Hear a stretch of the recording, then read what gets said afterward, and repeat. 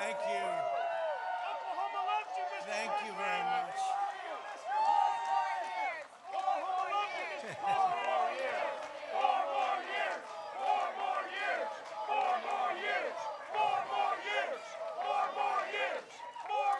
Now, if you want to really drive them crazy, you say 12 more years. Because we caught them doing some really bad things in 2016. Let's see what happens. We caught them doing some really bad things. We have to be very careful because they're trying it again with this whole 80 million mail-in ballots that they're working on, sending them out to people that didn't ask for them. They didn't ask, they just get them. And it's not fair, and it's not right, and it's not going to be possible to tabulate, in my opinion. It's just my opinion. We have to be very, very careful. And you have to watch, every one of you have to watch. Because bad things happened last time with the spying on our campaign, and that goes to Biden, and that goes to Obama. And we have to be very, very careful. Have to be very, very careful. And this time they're trying to do it with the whole post office scam. They'll blame it on the post office. You could see them setting it up. Be very careful and watch it very carefully because we have to win. This is the most important election in the history of our country. This is the most, you know, for a long period of time, I would say, well, 2016, how special was that evening? Was that one of the great? That was one of the great evenings. But we have to be very, very careful, and we have to win. Our country is counting on it. This is the biggest. This is it. Our country can go in a horrible, horrible direction or in an even greater direction. And before the plague came in from China, that's where we were going. We were going in a direction like we had never seen. The most successful economy in the history of our country, the best unemployment numbers in history for African American, Asian American, Hispanic American, women, college students, bad students, good students, everybody. If you had a diploma, if you didn't have a diploma, it didn't matter, you were doing well.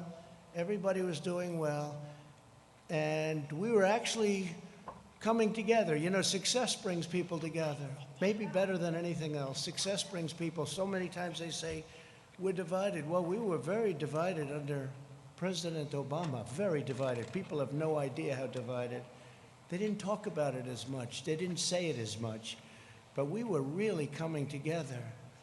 And I was speaking with Democrats all of a sudden because the success, the markets were at an all-time high. And by the way, take a look at what's happening with the markets. Take a look at your 401ks, which you probably do every hour. Take a look at your stocks. We're very close to breaking the record, and NASDAQ has already done it. You know, NASDAQ has broken the record, I think, 16 times already during a pandemic. Hopefully we'll call it the final phase of a pandemic. You know, Biden the other day said, no, he'd shut it down. He'd listen to some guy say, and he'd shut it down. We just broke a record on jobs, an all-time record. There's never been 3 months where we've put more people to work, over 9 million people. And again, we're just about ready to break the all-time stock market record. I mean, you look at it, we're just about ready to do it again. And what that means is everything else is going to follow. Very smart on Wall Street. Everything else is going to be there. The economy is coming up very rapidly. Our farmers are doing well. Our farmers are doing well because I got China to give them $28 billion because they were targeted by China. I got the farmers $28 billion, 16 and 12. That's why. So in spite of the pandemic, and our farmers did a great job in supplying food and all of the difficulties during this period of time, but we're getting ready to do things like nobody's ever seen before. But the best way to bring unity is success. Success brings unity, and we were there, and then we got hit with the plague. But we won't forget that. I just want to thank the people of North Carolina because, to be honest with you, I felt an obligation to be here. You have a governor who's in a total shutdown mood. I guarantee on November 4th, it'll all open up. It'll be fine, like most other states. On November 4th, you know, these Democrat governors, they love shutdown until after the election's over because they want to make our numbers look as bad as possible for the economy. But our numbers are looking so good. And frankly, I used to say a V, and people would say, well, maybe not. I don't think so. Some would say, no way. We have a super V. You're right. It's now looking like it's a super V. Our automobile numbers are incredible, both used cars and brand new cars. Our manufacturing numbers incredible. We're putting a lot of manufacturing jobs to work that the previous administration said you'd need a magic wand. You'd need a magic wand for manufacturing jobs. I don't think so. I guess we had the magic wand, that's all. But we're putting them, again, we're putting them back, we're bringing them back. But think of your life just prior to the plague coming in. It was the best it's ever been. Your state had the best numbers they've ever had by far. And we had the best employment numbers also. We were up to 160 million jobs. We were never anywhere near that. And then we had to shut it down. We saved millions and millions of lives. We learned the enemy. We learned all about the invisible enemy, how it affects really people that are older, especially older people, the elderly, but older people with problems with heart, with diabetes, with other problems.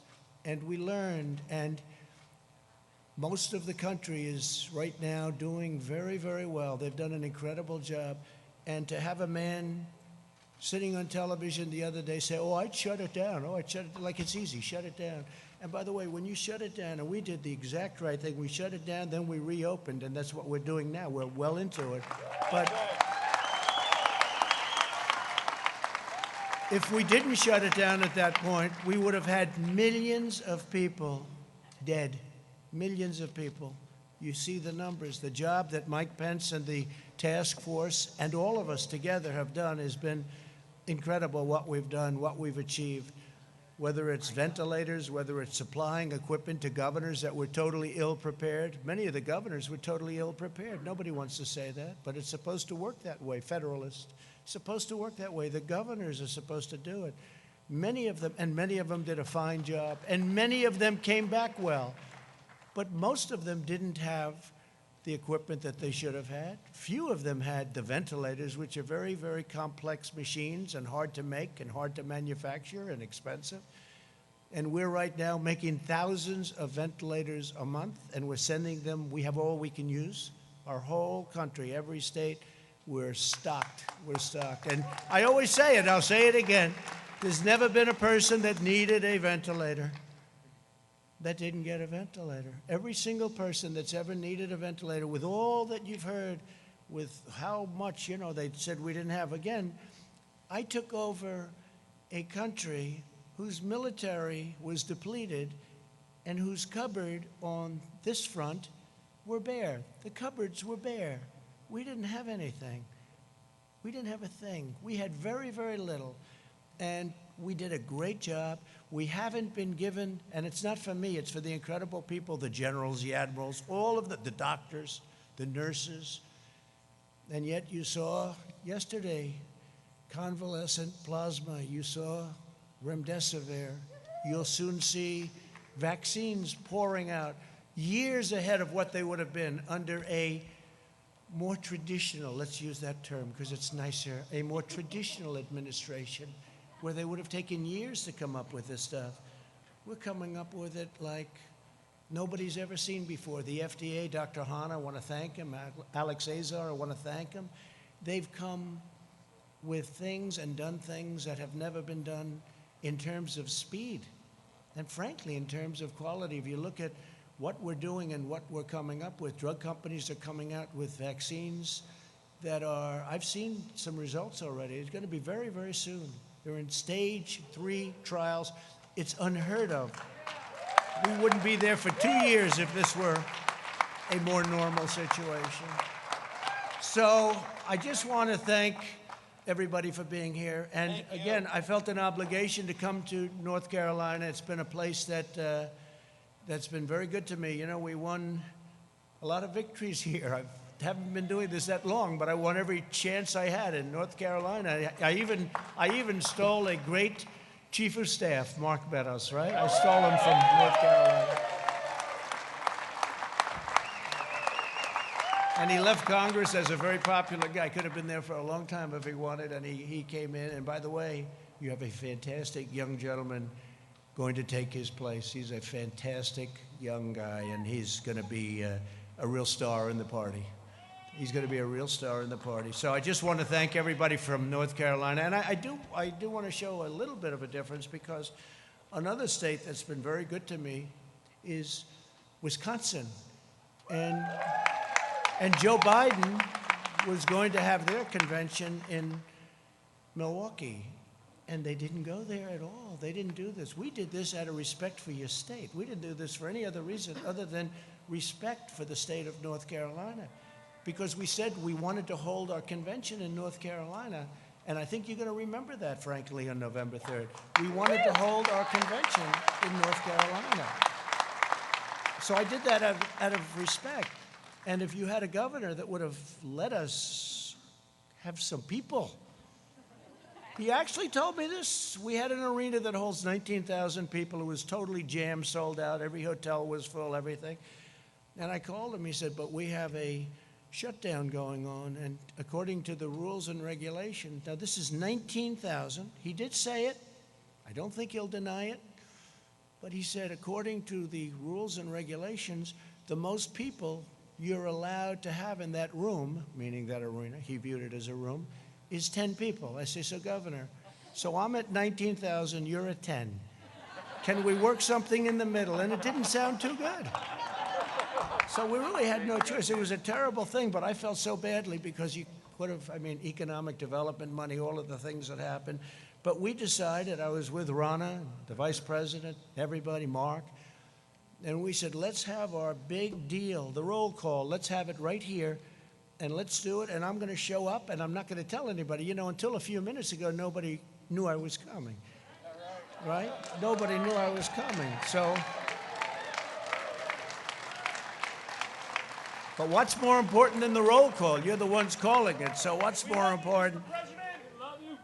So, and I have to tell you, you know, we're going to do a lot of things. I'm just going to go over very briefly because we're going to make a speech on Thursday night. I hope you're all going to be listening. I hope, because I came in and I'm on Air Force One, and Air Force One has more televisions than any plane in history. They've got them in closets. They've got them on ceilings, floors.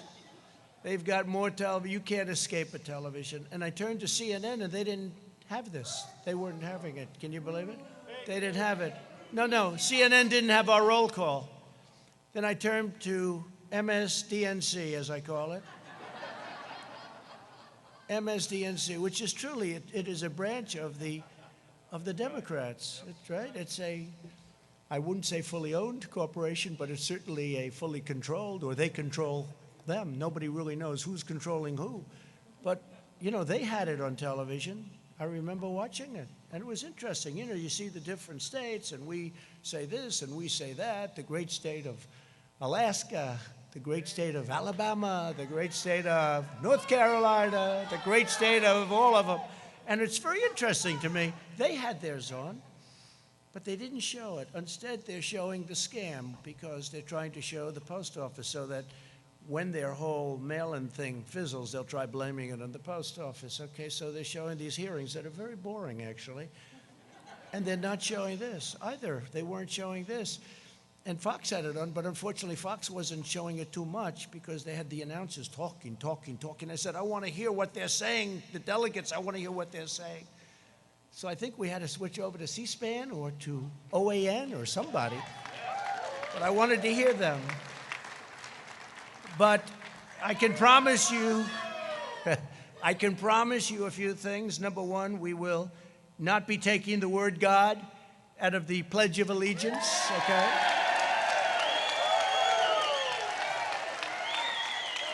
Like they did a number of times at their caucuses, so they took the word God out. I heard it.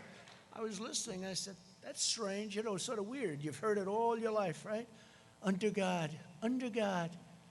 All of a sudden, those two words are missing. I said, oh, he must have made a mistake. He must have, maybe the teleprompter wasn't working, or his his book wasn't working that I have right here. Something wasn't working. Must have been. But the problem was then the next day I heard it again. I said, that's not a mistake. That's pretty. And then they immediately went into a mode. Oh, no, we didn't mean that. No. We didn't say it for the convention. We didn't say it. No, that's where they're coming from. That's where they're coming from. You can say it or not say it. That is where they're coming from. Just like with energy, they don't want energy.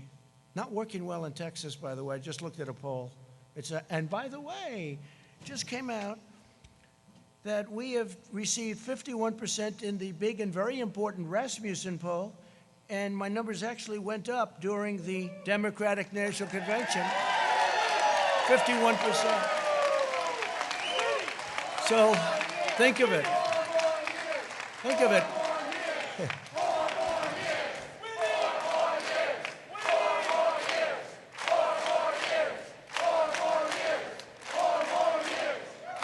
Thank you. I love this state. I like this place. And you're from all over the place, but this has been a good one for me. No, but think of it. So we're at 51% in Rasmussen. Do you read about it? Do you hear about it? You don't hear about it. They give you these suppression polls where they do registered voters instead of most likely. It's supposed to be likely. In other words, how about you? You're likely to vote. But how about you? You're registered, but I'm not voting. But see, under their plan, where they send these ballots, you don't have to want to vote. You get the ballot, and then they have harvesting. They get guys to go, do you want to vote? No, not really, but I have a ballot. All right, good. Who's it for? Sleepy Joe Biden. I'll put it here, son. Okay, can I have it? And they'll take it. In fact, harvesting is illegal in your state. They wanted to put a Republican, fine man, a pastor. They wanted to put him in jail because he harvested. Now they want to make harvesting legal all of a sudden. They'll put him in jail as a Republican, right? If he was a Democrat, they wouldn't even be thinking about it. In California, they do the same thing, no repercussion. In North Carolina, you had a fine pastor, a fine man, and they got him on harvesting. They wanted to put him in jail. And now they want to make it all so that everybody can harvest because they know it's not a good thing. So people that don't want to vote are going to be sitting there. They'll be making them, if you talk about 80 million ballots, it's 80 million, could even be higher than that. I used to say 51 million, now it's 80 million. They said, sir, you're a little obsolete with the 51. I said, all right, what is it? 80. I said, 80? How is it possible to think of it? They'll be sending them, they'll be dumping them in neighborhoods, there'll be people are going to be picking them up, they'll be bribing, they'll be paying off people to grab some. This is going to be one of the greatest scams, and it's common sense. This has nothing to do with politics.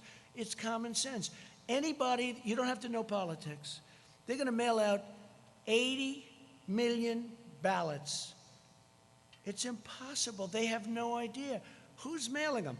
Mostly Democrat states and Democrat governors. Well, supposing they don't mail them to Republican neighborhoods. That means they're not going to get them. So they're going to complain, and the election's going to be over, and then they're going to complain, and then they'll say, oh, well, we didn't get it. Big deal. In the meantime, you might lose the election. This is the greatest scam in the history of politics, I think, and I'm talking about beyond our nation. And they act like they're aggrieved. Like by saying this, we're saying such a horrible thing. We're not patriotic by saying this. No, we voted during World War I. We voted at the voting booth during World War II. The pandemic, we're doing very well, and people know how to handle it. Look at the crowds. They're doing very well. It's very safe. It's going to be very safe. If you have an absentee ballot where you request it, we're all in favor of that. Absentee, like in Florida, they have absentee is good. But other than that, they're very, very bad. There'll be millions of ballots. Take a look at New York. Take a look at Virginia. Take a look at New Jersey. All different cases. They just had one last night. Now they're thinking about recalling certain elections that took place with mail-in. And these are small little elections that are locally based, that are easy to run. Not millions, but thousands of ballots. Thousands. Hundreds of ballots. But these are small, and they can't control it. They said 23% of the ballots were defective. What does defective mean? It means fraud. It means a lot of things that we won't get into because I don't want to be accused. You see all the cameras back there? It's the fake news. I don't want to be accused of anything. But what it means is they're trying to steal the election from the Republicans. That's what it means. In a very, very nice way, I will tell you, they are trying to steal the election, just like they did it last time with spying, and we caught them, and that included President Obama, and that included, let's be nice, Biden. This can only happen in North Carolina. But that included them, and they got caught. And then somebody said, well, what are you going to do? Well, we can't attack a president. Oh, I see. If it was me. They said, we can't attack a president. We caught him. We caught him cold. And they say, we can't attack. He was at meetings talking about it. And by the way, this was spying before and after. And I think it's a disgrace to our country. I think we can never let that happen again. But now they're doing something that in a certain way is more dangerous because it's more effective. They spied on my campaign. You know what they found? Nothing. But this is big stuff. This is stealing millions of votes, and it's going to be very hard. Now, we're in courts all over the country, and hopefully we have judges that are going to give it a fair call, because if they give it a fair call, we're going to win this election. The only way they can take this election away from us is if this is a rigged election. We're going to win this election. We're going to win this election.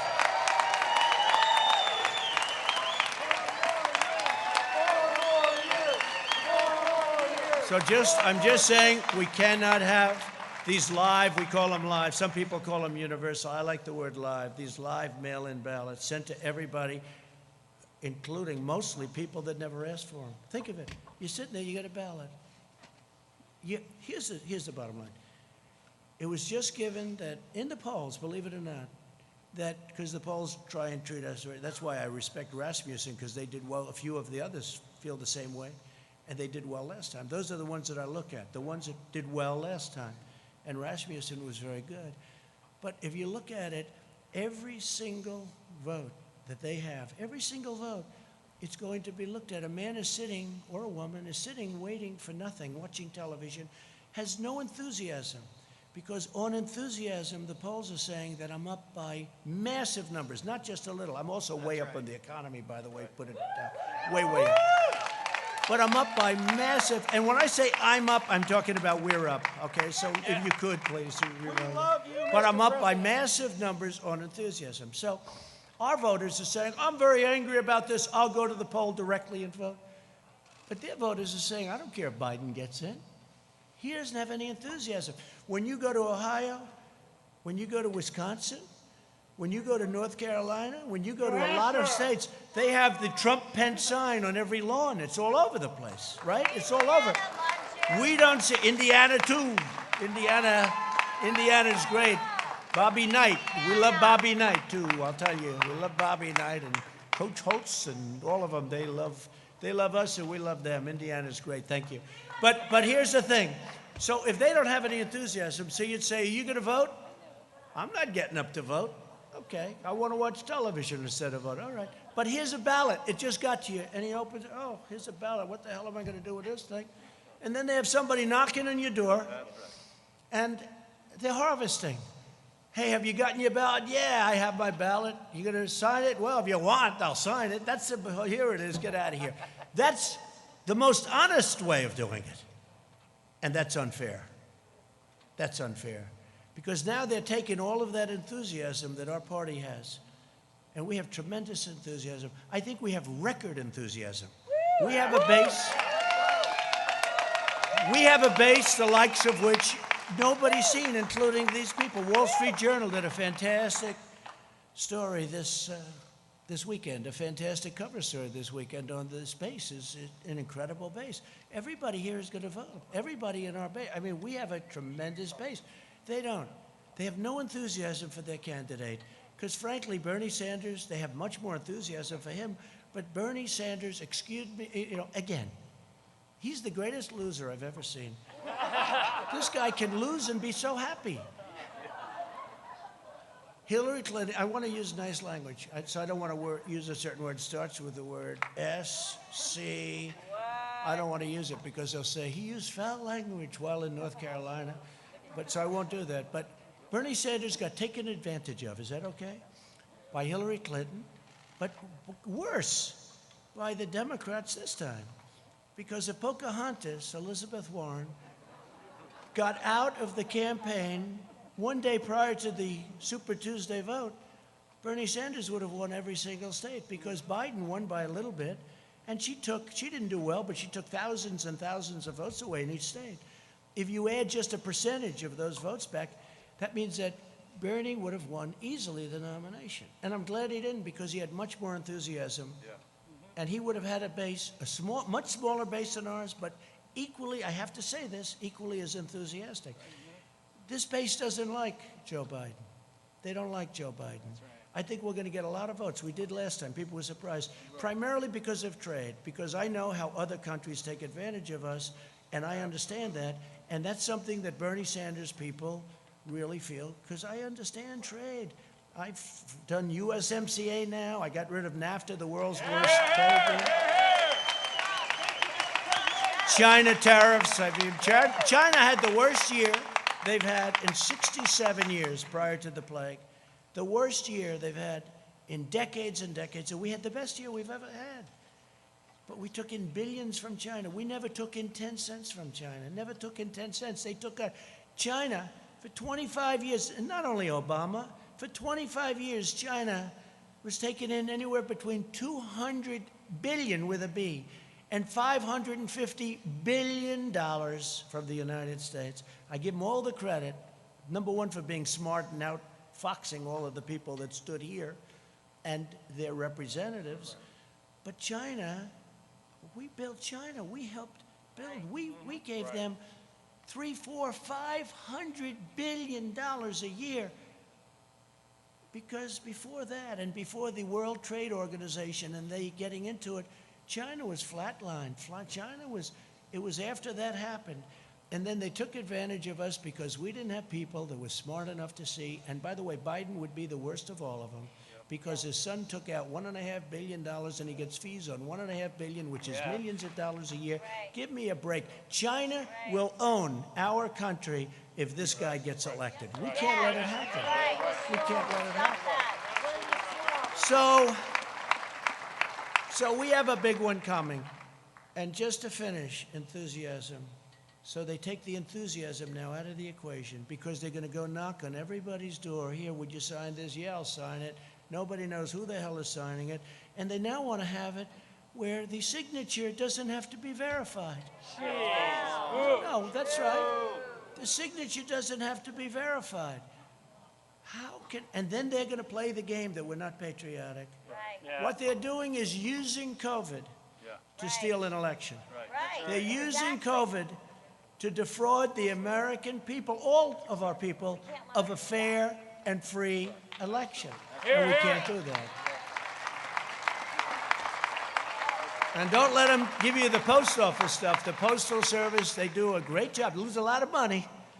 I've said if they charged Amazon and these companies doing that a couple of dollars more a package that Amazon has to pay, not the customer, you know what would happen? Post office would start doing very well, thank you.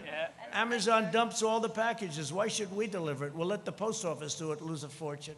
So if they charged Amazon, now, of course, he owns the Washington Post, so when I get bad stories in the Washington Post, I wonder why, right? I wonder why. But I just tell it like it is, right? I tell it like it is. We've accomplished more during the first 3.5 years of this administration than any president in the history of our country. And I'm not even getting, pushback. I've been saying this for 2 years, for 3 years. I used to say for 2 years, for 3 years. But we've done more, let's say just about. This way they can't say, well, somebody won a war or something, right? No. We've accomplished more than just about any administration in the history of our country. We've secured our borders. We've built our wall, which will be finished very shortly. We brought back manufacturing jobs. We've defeated the ISIS caliphate and killed al-Baghdadi. We also killed the greatest, biggest terrorist, maybe of them all, Soleimani. We killed Soleimani, right? And al-Baghdadi. We appointed 300 new judges. By the end of the first term, we will have appointed 300. It's an unheard of number. That's because President Obama was very nice and he gave me 142 openings. And historically, you get no open. When you become president, first question you say, how many judges? They'll say, none, sir. Because the other previous president, they want to, it's a very important thing, federal judges. So I've appointed, we will have appointed 300, could be even more than that by the end of the first term. And I sat down, I said, first day I said, how many judges do I get to appoint? They said, sir, 142. I said, 100, because you know what? He thought that Hillary was going to win. Right? And the Republicans did not make it easy, let's say, but if you have enough time, there's not much anybody can do about it. We ended up with 142 judges, and then we've added many, many, and we're going to end up with 302 great Supreme Court justices. And remember this, I'm saying that I'm demanding, actually, a list. Let Biden put up a list of the judges he's going to appoint, that he'll take them out like I did. I had 25, and we're going to take it out of that list. And we're going to be announcing a list over the next couple of weeks with the judges that we had, plus we might add a few more, so you know exactly where we stand. He can't do it because he would appoint, it's not him, he has no choice. The radical left will demand that he appoints super radical left, wild, crazy justices going into the Supreme Court. Your American dream will be dead if that happens. It'll be dead. And by the way, the next president, so I've had two. Some presidents have had none. I have had two in a relatively short period of time. But I will tell you that the next one could have 2, 3, 4, and even 5. The next president. This is so important. This is so, whether you're talking about life, whether you're talking about Second Amendment, whether you're talking about military, this is so important. We have to do this. We have to win this election. But we brought back manufacturing. We rebuilt our military. We wiped out ISIS. I mean, think of it. When I came, ISIS was all over Iraq. The Prime Minister of Iraq was in last week, and he said, I want to thank you for defeating ISIS. I said, now, are you talking about me or the United States? You. Because when you came into office, it was a mess. They were all over Iraq and Syria, and you defeated them, sir. I said, good. Tell that to the media, please. Would you do that? And he said, I will, so let's see if he does. But we passed the biggest tax cuts and regulation cuts in the history of our country. We replaced the worst trade deal ever made, NAFTA, with a great USMCA deal that's going to keep our companies here, and it's going to be treating us very nicely. And I wouldn't say the other two countries were thrilled with it, but they were happy enough. And we did that, and that's another thing. They said, you'll never be able to replace NAFTA. You'll never be able to get it. And I got it. We got it through Congress. We fixed a lot of our broken and bad trade deals. We're getting $40 billion now from Japan. We fixed a horrible deal that was made with South Korea. Remember, I was a Hillary Clinton special. She said, this will produce 250,000 jobs. And she was right, except unfortunately the jobs went to South Korea, not to us. Okay? She said it would produce 250,000 jobs, and it did, to South Korea. And we stood up to China like nobody's ever stood up between the tariffs and the trade deal, which now, don't forget, when I made that, the ink wasn't dry before the China virus poured into our country, right? The ink wasn't dry. So I view that differently than I would have, because it's done very well. Last week they had the largest order of corn, the largest order of soybeans. They're doing things, they're very smart.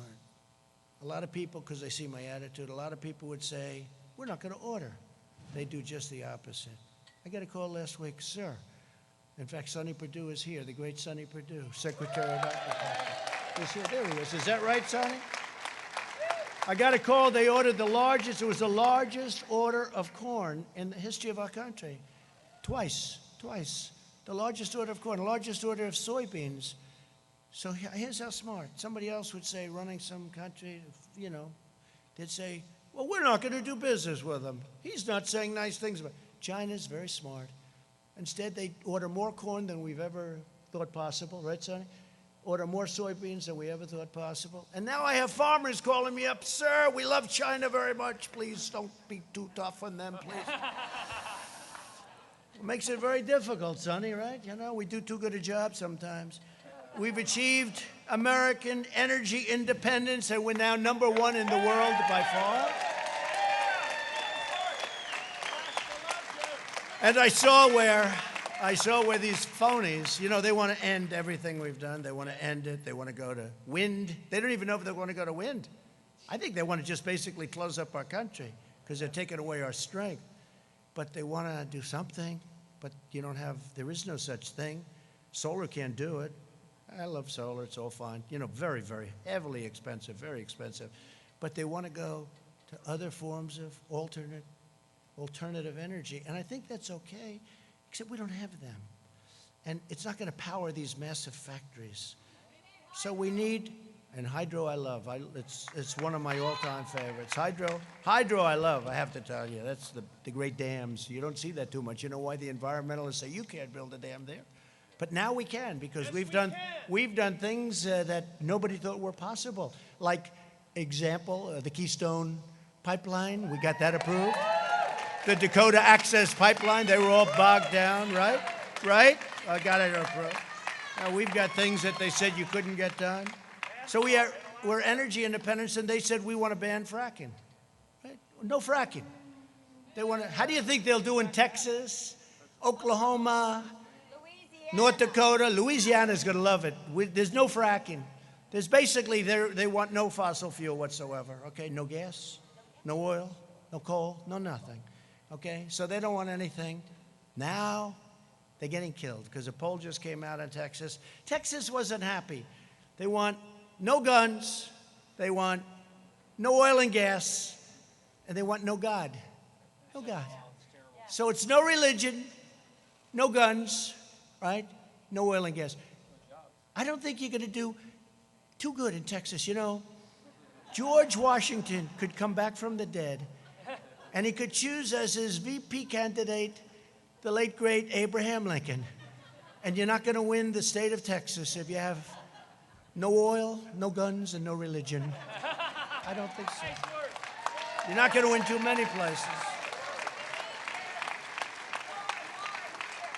We eliminated Obamacare's horrible and very unfair individual mandate, which basically knocked out Obamacare.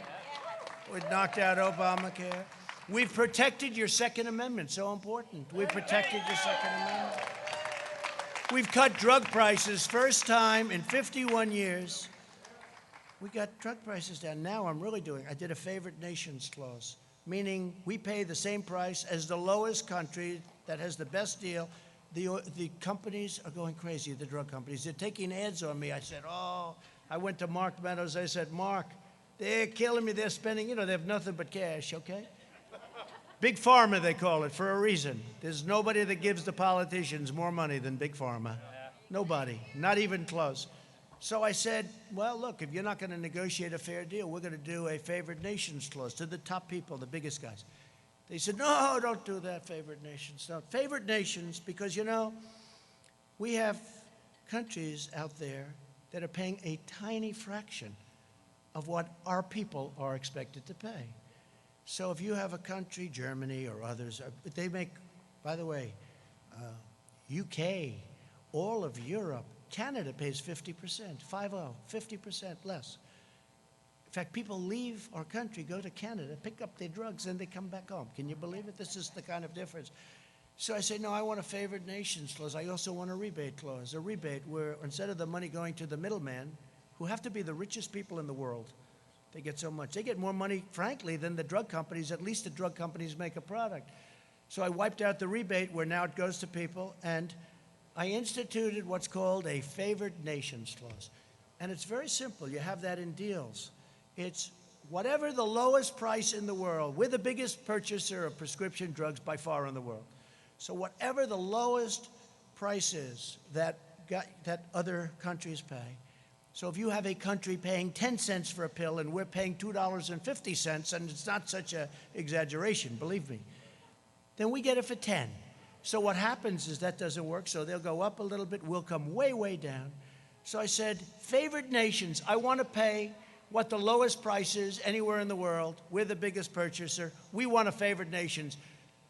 They had a heart attack, and then I signed it. They didn't believe it. They didn't believe it.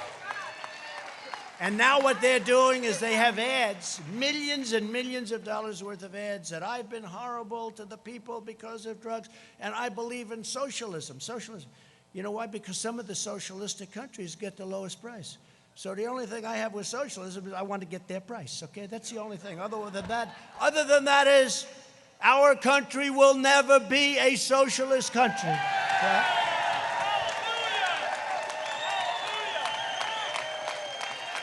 So we cut drug prices, and you could get cuts.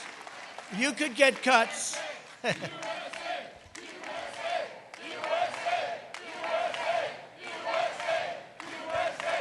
You could get cuts as much as 50, 60, or 70%, maybe even more than that, on prescription drug prices. And wouldn't it be a kick, I'll use this, wouldn't it be a kick in the ass if I lost and Sleepy Joe is president, and this thing kicks in right about soon, right, in 30, 40 days, and people wake up after the election. Boy, Biden's done a great job. My drug prices just went down by 70%. What a great president he's been. He's great. And Sleepy Joe would say, I thought about that, but everybody knew about favored nations, but nobody had the guts to do it. And I'll tell you, I was called by many politicians, please don't do it, sir. Please. I said, why?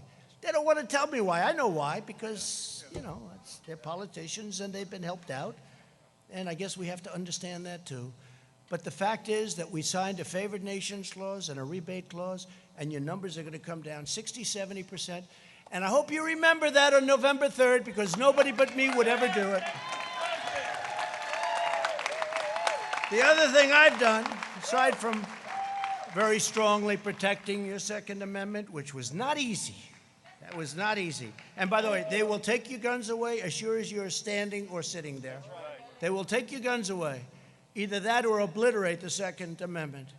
The right to bear arms. You have the right to bear arms, especially when you look at a Portland and you see how weak those Democrats are. The governor, the mayor, how pathetic. They let them riot every night. We're saying, let us come in and solve your problem. We will solve it for you in 1 hour, just like we did in Minneapolis, Minnesota, right? 5 nights, 6 nights. They have to ask us in. Let us come in. We'll solve your problem. They're almost used to it. This is the way our whole country would be if you ever let a thing like this happen. Our whole country would be. So we protected your pre-existing conditions, very strongly protected pre-existing, and you don't hear that, but we very strongly protected your pre-existing conditions. So we got rid of the horrible individual mandate, which cost everybody a fortune, and we strongly protected. Every Republican is sworn to protecting your pre-existing conditions. It's very important. You won't hear that. You won't hear that from the fake news. We passed right to try. We passed VA accountability and VA choice. We mobilized the largest response since the Second World War. We are doing an incredible job on the China virus, but I'm going to talk to you about that Thursday night. Will anybody be listening on Thursday night? And just very quickly, in the second term, among many other things, we'll continue with our military. We've built the strongest military by far. It was depleted. Hello, nice Marine back there. It was depleted like you wouldn't believe. We have the best jets and rockets and equipment of any kind. Tanks made in Ohio. Lima. Tanks made in Ohio. So we're going to create 10 million jobs, I think very easily in the first 10 months. That's not, they want to raise your taxes. You know, all my life I've heard as a politician, you like to lower taxes, right? This is the only election where somebody said, we're going to raise your taxes. They're going to raise your taxes, quadruple your taxes. They're going to add on to the regulations so that all of these projects that we got started that are great projects, they won't be able to get built. So they're going to raise your taxes. They're going to raise your regulations make it impossible to build a highway. It used to take 17 years, 18 years, 20 years, 21 years, long time in some cases, to get approval to build a highway, right? We have it down to 2 years now. We're going to have it down to 1. And it may get rejected for environmental or safety reasons, but we're going to know it very quickly. We're not going to take 17 years. We could name highways. They took forever. End up costing 100 times more, and they're not as good. Some of them go in circles, I mean, to get to a point. They want to miss a certain nest. So let's spend $37 million to miss. Look, we've got to be smart. We've got to be smart. We've got to win an election. Also, we're going to create tax credits for companies that bring our jobs back from China and other countries and impose tariffs on countries that take advantage of the United States. And they've been taking advantage of us for years and years, and I've already done it in certain cases. We have countries that tariff us and we don't tariff them. So they tariff us. It's very simple. It's called reciprocal. They tariff us, we tariff them. That's right. Thank you. We are going to fully fund law enforcement and hire more police.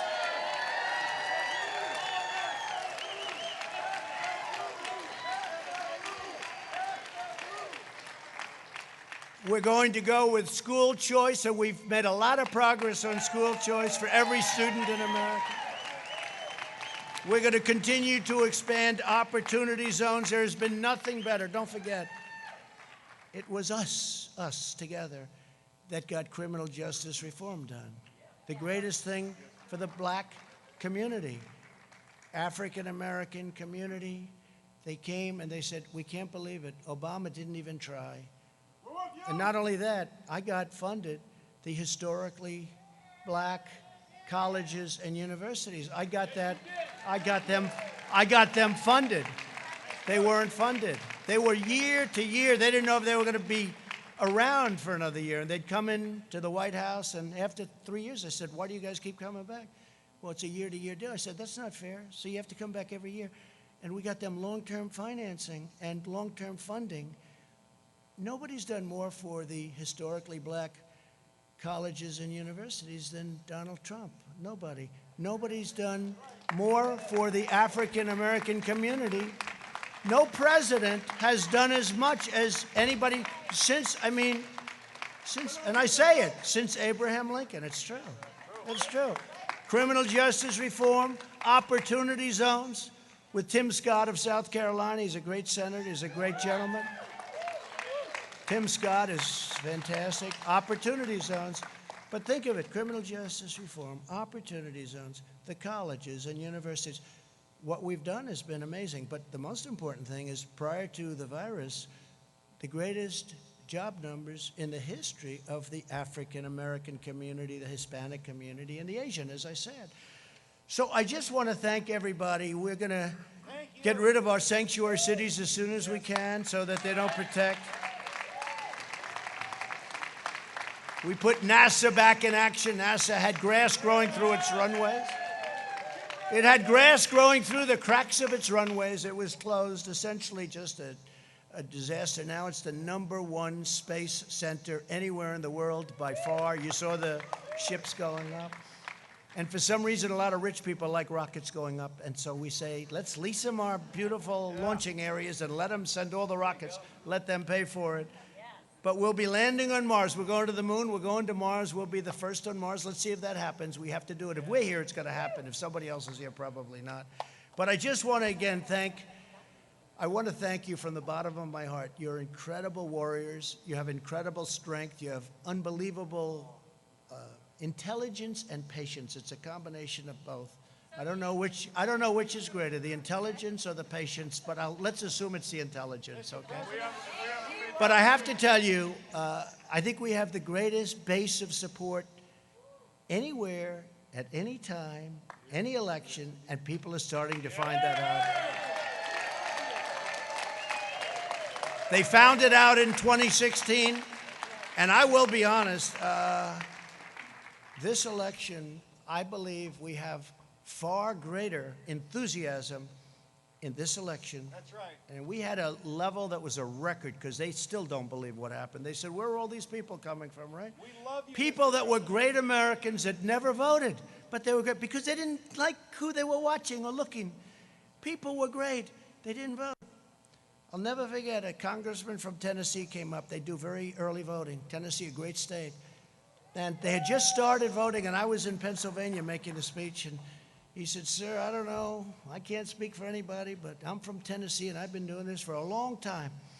He said, I've never seen anything like it. People are coming from the valleys and the hilltops, and they're coming from the cities. They're coming from all over. I never said they're coming out of the rivers. They're coming along those beautiful war fields that we have. They're coming from everywhere. Sir, I've never seen anything like it. But if other states are like Tennessee, you're going to win this election. He was the first one to say it. He was the first one.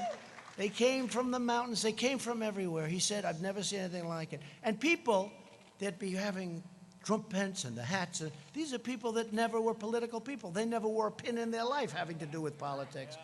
It's been an incredible experience for me. It's been an incredible experience, I think, for everyone. And I'll tell you what, next year is going to be it's going to be a great, great year. It's going to be a year of tremendous success. We're fighting off this horrible thing that was delivered by China, and it was by China, and we're never going to forget it, and I let them know. We're never going to forget what they did. Because you know what? We're going to do great economic last year in the history of your state, but we're going to do better economically than we did last year. But we can never forget the 175,000 people, which will go up. Remember this, though. We saved millions because if we didn't move, and if I didn't put the ban on highly, heavily infected people coming to our nation from China, that everybody told me not to do, months later they were saying we shouldn't, and then they all either apologized or admitted it was right. And Europe, I did Europe too, very early. If we didn't do that, our numbers would be at a level like you wouldn't believe. So I just want to thank everybody for this incredible support. Be very, very careful. This is going to be, and I really believe this is the most important election in the history of our country. Yeah, it is. Don't let them take it away from you. Don't let them take it away. North Carolina, we love you. That's why I'm here. Thank you very much. Very special people. Thank you. God bless you all. Thank you.